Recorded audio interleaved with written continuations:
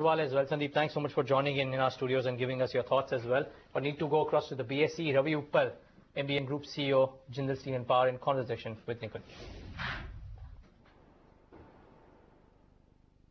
Right, Neeraj, thanks once again. And Mr. Uppal, let's talk numbers here. Let's talk about facts, fictions and rumors which are there in the market. And I want to address all the topics first.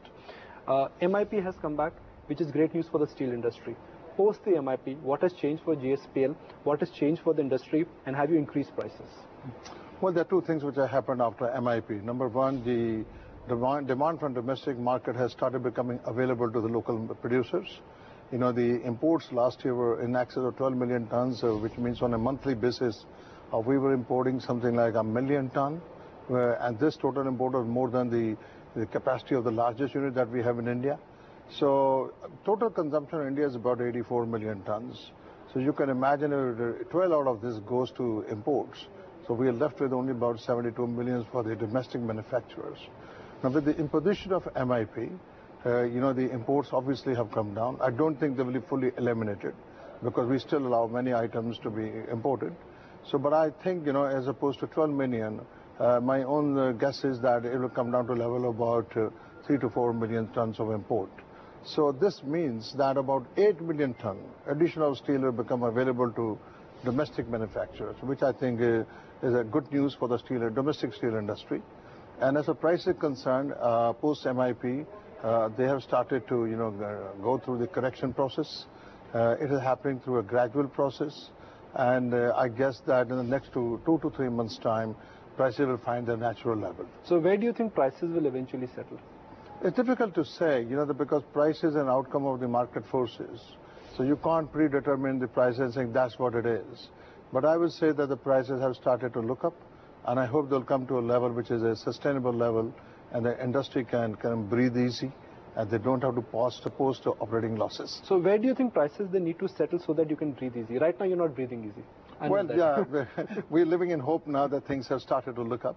So I think, you know, the prices should improve about 8 to 10% in the space of next 2 to 3 months' time. Are you making profits in your steel business right now at the current juncture? You know that if you're talking about the month or the quarter, as you know, the MIP got imposed only on 6th of February. And you know, therefore we couldn't do the price increase for the whole period. But I would say that as things stood in the month of March, they were certainly better than what we saw in the month of February and January. So if the month trend, the March trend has to continue, I think that's a good news for the industry. Are you making money? Well, you know, the making money, you know, the price levels as of now is not still such that I can say I'm making money. But I will say that we started improving our operating performance. So before I move on to the next topic, and I don't want to get this one wrong, what you are indicating is that things are looking up, but they are not at your comfort level, and at the current juncture, you are at an operating level, you're still not making money. Well, as I mentioned to you, prices is a net outcome. At the current juncture, again, well, no, well, you know, where they are right now. I have to make a qualifier here. Yeah.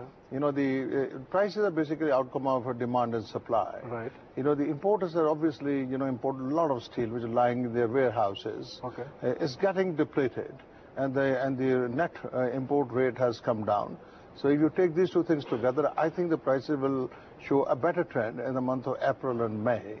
So the journey towards correction has started, but the price is still not there where it should be for the industry's sustenance. You know, rumors, they come and go. As journalists, we talk about rumors, facts and fiction on a daily basis. There's one rumor which is refusing to go down, which is that, are you selling your power business? I think on umpteen occasions we have said that JSPL is very keenly focused to see that they improve their financial performance, including reduction of debt. You know, and towards that, you know, there are two sources for us to do that. Number one is that we have to improve our earnings. You know, because you know earnings have gone through a very rough period, which have started to improve now, and I'm quite hopeful that this trend will continue. The second one is we have to raise some liquidity by selling some of our assets which are not core assets. In some cases we are looking at forming joint ventures so that we get some technology partners to join forces with us. So there are different avenues for us to raise more cash, both organic and the inorganic. So define non-core for me. What is non-core for JSPL? What are the assets which are on the block which you are considering, or where there is it makes sense for you to exit those assets? Well, you know that way back in 2010 to 14, we did go into certain sectors which are not a part of our core business. For example, for steel and power, they are our core businesses, supported by mines and minerals as an input resource. Okay.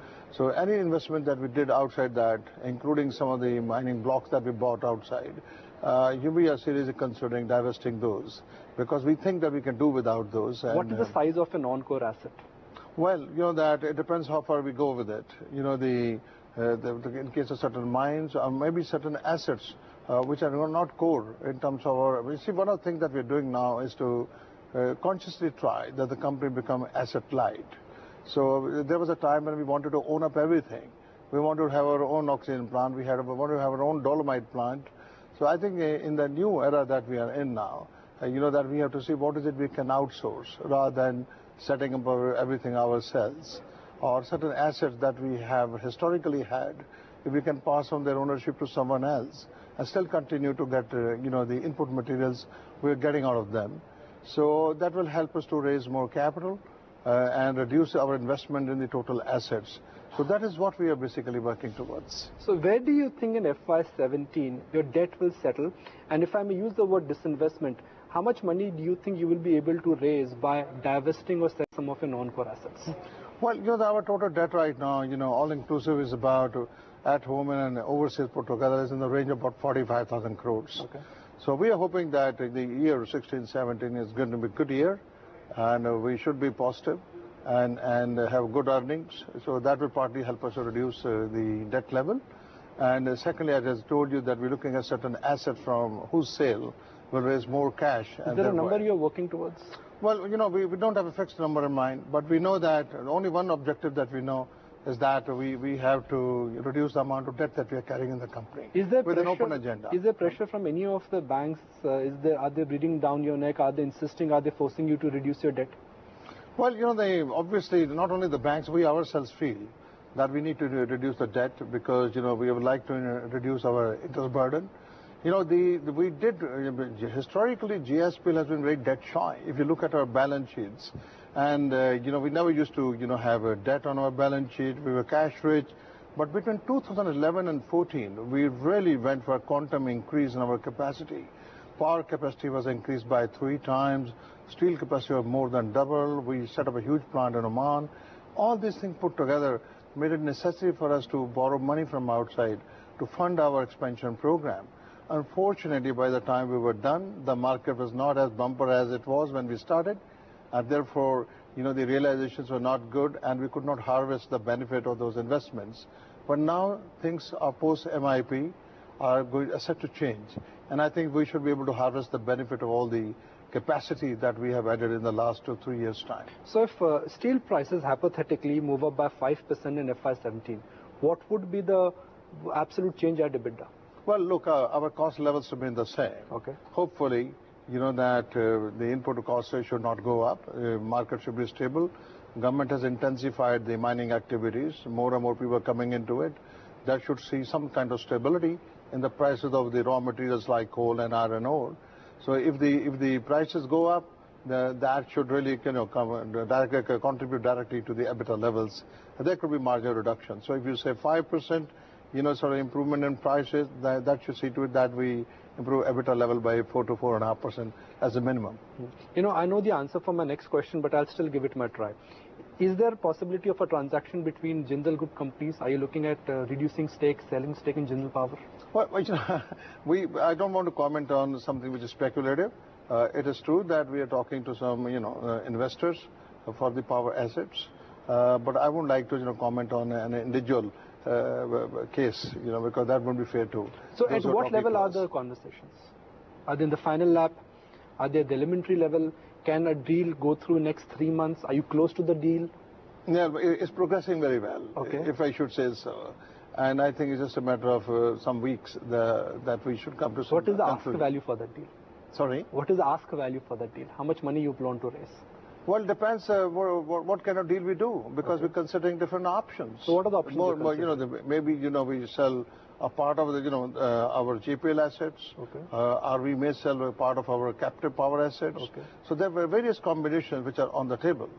And therefore, we obviously to see what is good for JSPL and JSPL investors. So we like eventually to you would be maximize their looking at interest. only selling part asset or maybe 1 or 2 units. That would be the flavor of the deal. It will not be a complete exit from the power business. No, I don't think so. So you're committed to stay to the power business? Yeah, absolutely. JPL is very passionate about the power business, and we've done exceedingly well. We were the bellwether. We have been the icon of private sector entry into the power sector. So I don't think we're ready to accept that. We got one of the most beautiful plants in the country, and I think we should, really make. I must compliment you on that plant. I mean, I know people who visited that plant, and they have the nicest things to say, both in terms of ability and both in terms of the structure you've put across. Well, you made India proud certainly on that. Thank you so much for that, and it truly is a great plant, and world standards. It's got so many international recognitions, and location is ideal. It's right in the middle of the coal mines. Yeah. So in terms of logistics for coal movement is not an issue. So location is great, but the coal mine permission has to be there. Well, yes, we just So hope. what sense does it make to have a power plant when you can't operate the coal mines? Well, fortunately, that we have the power plant located right in the middle of mines of Chhattisgarh and Orissa. So there's plenty of coal. And government of late has taken another positive initiative. They started auctioning a lot of coal from Coal India.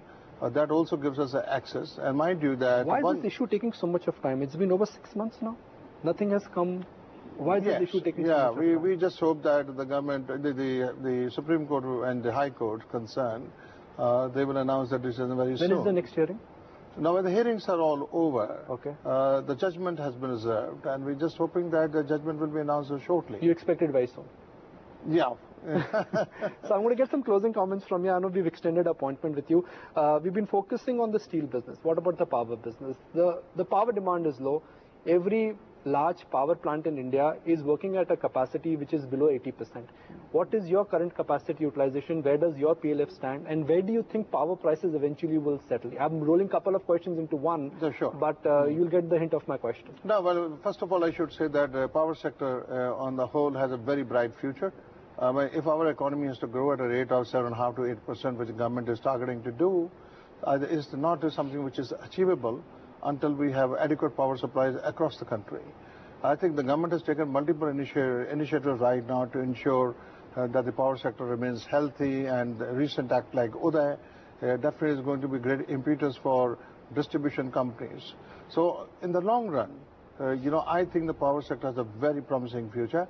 But it is true what you just said, that the PLF and the capacity utilization of late until recently has been low. But I think with the onset of summer, this is going to improve. And in the meantime, the industrial load is going to catch up. A lot more new housing is coming up. Commercial space is being built up. So all taken together, my sense is that the power sector will have a good future. If not now, at least in 1 year's time from now, it will certainly do well. So where will power prices settle per unit? Well, I think if you look at the prepaid, the rates are normally between, if you take a medium and long term. Okay, that's a conversation with JSPL, and of course a lot of probing about when will a potential deal happen. Needless to say, the management dodged those questions well, but gave us an inkling